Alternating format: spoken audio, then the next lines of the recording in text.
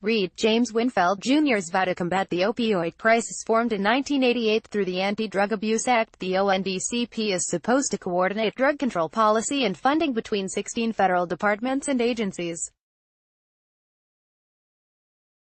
The director of the office is intended to be the U.S. President's principal advisor on drug control issues.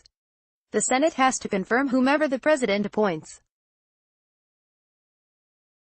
Trump's first nominee, Marino, withdrew shortly after the Washington Post reported that he had supported legislation that weakened the Drug Enforcement Administration's ability to clamp down on companies engaging in fishy drug shipments.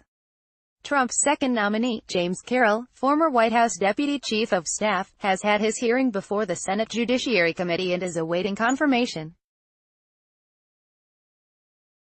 Carroll was first appointed the office's deputy director and then acting director, but had to give up his title as acting head when Trump formally nominated him to lead the office. He remains its most senior official. I think that not having a director makes somewhat of a difference in terms of who'll meet with you, when they'll meet with you, if they'll listen to you, when they meet with you, those types of things, says Regina LaBelle, the former chief of staff at ONDCP during the Obama administration and an independent consultant for nonprofits on the opioid epidemic.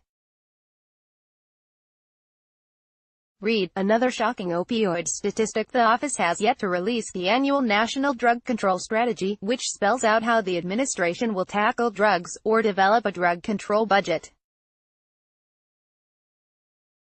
3 months after taking office, Trump shows an unorthodox approach to drug policy, establishing the President's Commission on Combating Drug Addiction and the Opioid Crisis, with Governor Chris Christie, a Trump political ally, as chair.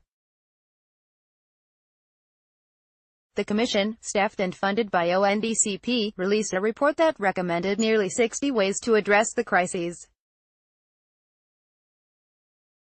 The recommendations cover prevention, treatment, recovery, and more. When Deputy Director Carroll came over to ONDCP, he started a process of reviewing and formulating the National Drug Control Strategy, says Charmaine Yost, the Associate Director of ONDCP's External Affairs Office, and so we do have a draft that is under review that is moving forward very quickly. She noted that the strategy will build on Christie's report. I think most of us would say that they did a good job.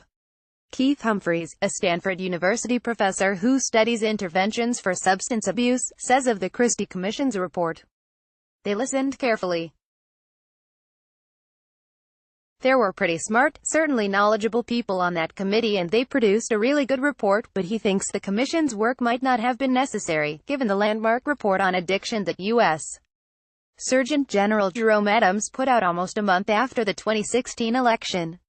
Most of what's in the Commission report is in that report, he says. I think the fact that that was ignored was just a big mistake.